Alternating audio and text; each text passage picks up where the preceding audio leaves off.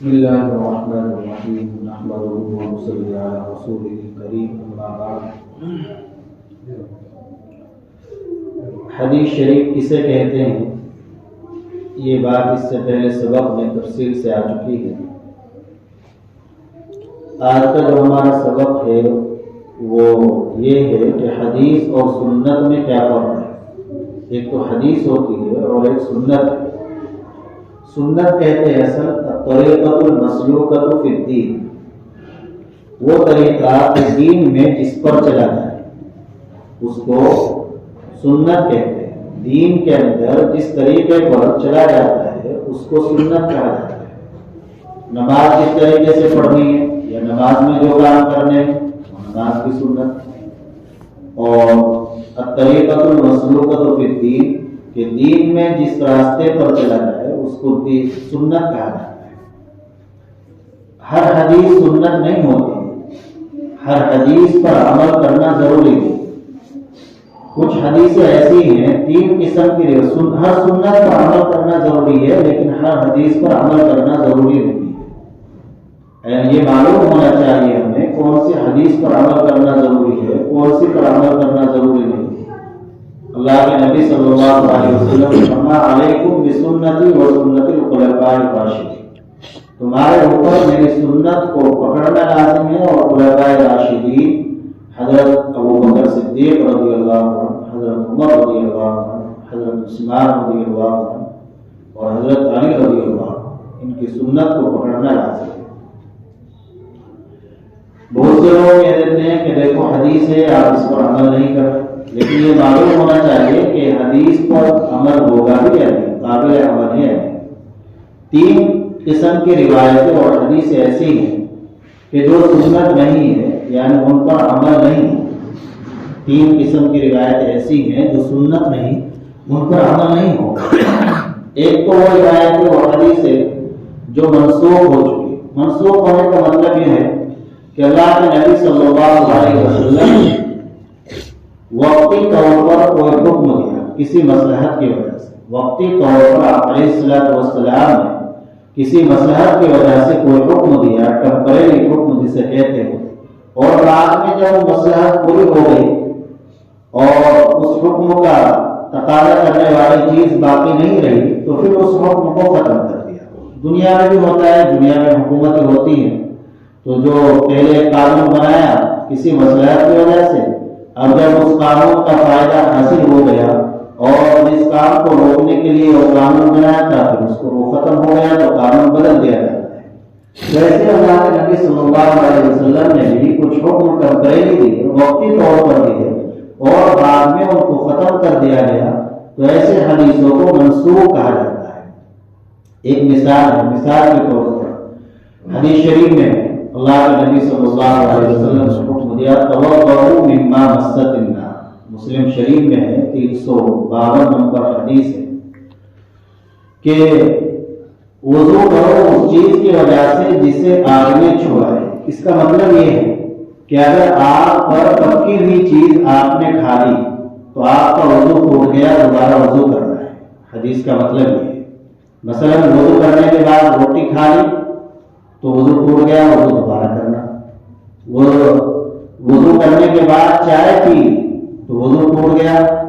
کوئی بھی آگ پر پکی ہوئی چیز اگر کھا لی تو اس سے وضو ٹوٹ جاتا تھا اور دوبارہ وضو کرنا لازم۔ تو شروع میں آپ علیہ الصلوۃ والسلام نے یہ حکم دیا تھا، لیکن بعد میں یہ حکم ختم ہو گیا۔ کیوں یہ حکم دیا تھا؟ کیا مصلحت تھی؟ مصلحت یہ تھی، اس میں حکمت یہ تھی کہ اس زمانے میں لوگ گوشت کھانے کے بہت عادی تھے، گوشت خوب کھایا کرتے تھے، اونٹ کا گوشت، بکری کا گوشت، بکرے کا گوشت، اور گوشت کھانے کے بعد صفائی کے زیادہ عادی نہیں تھے تو وہ چکناہٹ ایسے ہی باقی رہ جاتی تھی۔ تو آپ علیہ الصلوۃ والسلام نے نظافت کے لیے، صفائی اور ستھرائی کا ماحول بنانے کے لیے حکم دیا کہ جو آدمی بھی آگ پر پکی ہوئی چیز کھا لے تو وہ وضو کرے۔ تو جب صفائی ستھرائی کا مزاج بن گیا، عادت بن گئی، پھر آپ علیہ الصلوۃ والسلام نے اپنے عمل سے ہی اس حکم کو ختم کر دیا۔ آپ علیہ الصلوۃ والسلام نے گوشت تناول فرمایا اور آپ نے وضو نہیں کیا۔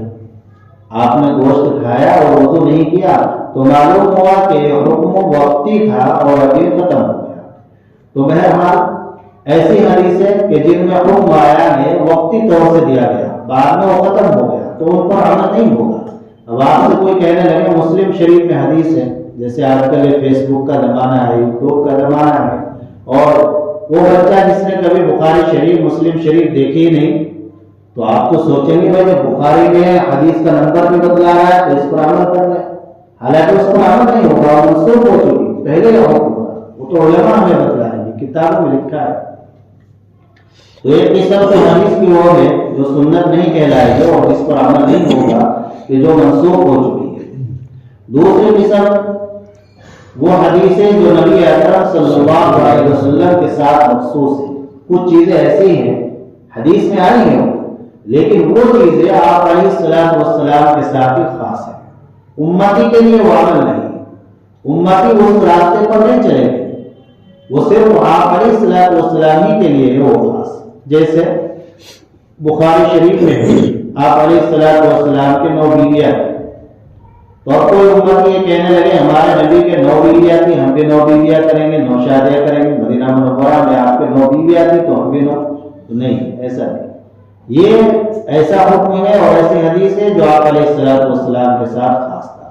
یہ آپ کے لیے اجازت تھی، امتی کے لیے 4 سے زائد بیویاں ایک وقت میں رکھنا یہ حرام ہے، ناجائز ہے. تو ایسی حدیثیں جو نبی کے ساتھ ہی خاص ہے. اور تیسری قسم ہے آپ علیہ الصلوۃ والسلام کے وہ اقوال اور آپ کے وہ افعال جو آپ نے کسی مصلحت کی بنیاد پر کیے. آپ علیہ الصلوۃ والسلام نے کوئی بات ارشاد فرمائی کسی مصلحت کی وجہ سے، تو آپ علیہ الصلوۃ والسلام نے جو بات کسی مصلحت کی وجہ سے ارشاد فرمائی ہے تو وہ بھی سنت نہیں بنے گی، وہ بھی سنت نہیں بنے گی، اس پر عمل نہیں ہوگا، اس پر عمل نہیں، اسے سنت نہیں کہا جاتا. کسی ضرورت کے پیش نظر اس پر عمل کیا جا سکتا ہے. آپ نے کوئی کام کیا ہے کسی مصلحت کی وجہ سے، کسی ضرورت کی وجہ سے، تو اس کو بھی سنت نہیں کہا جائے گا. ضرورت کے وقت اس گنجائش پر عمل کیا جا سکتا ہے. اس کی مثال کہ آپ علیہ الصلوۃ والسلام نے کوئی بات فرمائی کسی مصلحت کی بنیاد پر مگر اس پر عمل نہیں ہوگا. اس کی مثال ہے جیسے آپ علیہ الصلوۃ والسلام نے فرمایا صلوا قبل صلاۃ المغرب، صلوا قبل صلاۃ المغرب، مغرب کی نماز سے پہلے نماز پڑھو. تو مغرب کی نماز سے پہلے یعنی مغرب کا وقت ہو گیا، اذان ہو گئی، اب جواب کھڑی کرنے سے پہلے کچھ نفلیں پڑھو. تو بہت سے لوگ پڑھتے بھی ہیں مکہ مدینہ میں جو گئے ہیں وہ دیکھتے ہیں تو اسے حدیث کی بنیاد پر. لیکن حقیقت یہ ہے کہ آپ علیہ الصلوۃ والسلام نے جو یہ فرمایا صلوا قبل صلاۃ المغرب، یہ خاص مصلحت سے فرمایا ہے. اس کی ایک خاص وجہ ہے. وجہ یہ ہے کہ حدیث شریف میں عصر کے بعد نوافل پڑھنے سے منع کیا گیا ہے. لا صلاۃ بعد العصر حتی تغیب الشمس. آپ علیہ الصلوۃ والسلام نے فرمایا عصر کے بعد نفل نہ پڑھو یہاں تک کہ سورج غروب ہو جائے. تو اب کب تک نہ پڑھے؟ کوئی آدمی سوچنے لگے کہ مغرب کے بعد بھی نفلیں نہ پڑھے، عشاء کے بعد نہیں. فرمایا جب مغرب کا وقت ہو گیا اگر نفلیں پڑھنے چاہو تو پڑھ سکتے ہو. آپ نے 2 بار تو یہ فرمایا صلوا قبل صلاۃ المغرب، صلوا قبل صلاۃ المغرب، مغرب کی نماز سے پہلے نماز پڑھو. تیسری مرتبہ میں آپ نے فرمایا صلوا قبل صلاۃ المغرب لمن شاء، جو پڑھنا چاہے پڑھ لے. تو اس طرح حدیث کے جو راوی ہیں عبداللہ المزنی وہ فرماتے ہیں کہ آپ علیہ الصلوۃ والسلام نے اس کو سنت بنانا پسند نہیں فرمایا. کبھی پڑھنا چاہے تو پڑھ لیں، کبھی وہاں گئے ہوئے ہیں پڑھ رہے ہیں اور حضرات تو پڑھ سکتے ہیں، لیکن یہ کہ اس کا ہمیشہ معمول بنانا یہ گویا آپ علیہ الصلوۃ والسلام کو پسند نہیں تھا، اس لیے آپ نے فرمایا لمن شاء. ایسے ہی آپ کا عمل، آپ نے کوئی کام کیا لیکن وہ سنت نہیں ہے بلکہ آپ نے مصلحت کی وجہ سے، ضرورت کی وجہ سے کیا. جیسے آپ علیہ الصلوۃ والسلام کے نواسے ہے حضرت امامہ رضی اللہ عنہ، تو جب یہ چھوٹی تھی آپ علیہ الصلوۃ والسلام نے ان کو گود میں اٹھا کے نماز پڑھی. تو یہ گود میں اٹھا کر بچے کو نماز پڑھنا سنت نہیں ہو جائے گا بلکہ وہ ضرورت کی وجہ سے، گنجائش کی وجہ سے کہ مائیں پریشان نہ ہو، اگر کبھی نماز کے وقت بچہ پریشان کر رہا ہے تو نماز کا وقت ہو گیا تو ماں اس حالت میں بھی بچے کو گود میں لے کر نماز پڑھے۔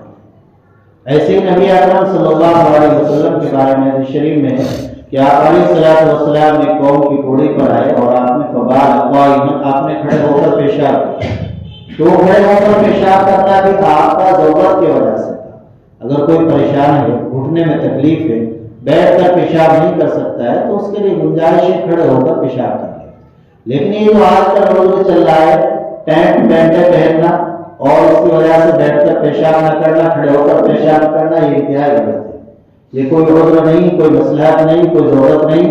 شریعت کا حکم یہ ہے کہ ایسے کپڑے پہنو، لباس ایسا پہنو کہ جس میں تمہیں جو تنگ نہ ہو، کشادہ لباس پہنو، ایسا لباس نہ پہنو جس میں تنگی ہو، جس سے جو انوکھا لباس ہو، جس میں بدن بھی نظر آتا ہو، جس میں بیٹھ کر پیشاب پاخانہ بھی نہ کر سکتے ہو، ایسا لباس نہ پہنو۔ تو یہ کوئی ضرورت نہیں ہے۔ تو ایسا نہیں کہ آپ نے کھڑے ہو کر پیشاب کر لیا تو کھڑے ہو کر پیشاب کرنا سنت ہو جائے گا، نہیں، بلکہ بیٹھ کر ہی پیشاب کرنا سنت ہوگا۔ حضرت عائشہ رضی اللہ تعالی عنہ فرماتی ہے ما کان یبول الا جالسا، آپ علیہ الصلوۃ والسلام بیٹھ کر ہی پیشاب کرتے تھے۔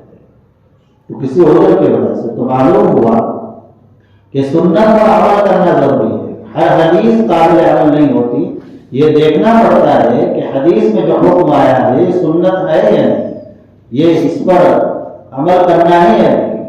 یہ نہیں کہ آپ کو کوئی بھی کہنے لگے کہ حدیث ہے آپ اس پر عمل نہیں کر رہے یا اس پر عمل کر لو، اور ہمیں اس کے بارے میں معلوم بھی نہیں کہ حدیث عمل ہوگا یا نہیں۔ تو یہ بھی سب چیزیں معلوم ہونا ضروری ہے۔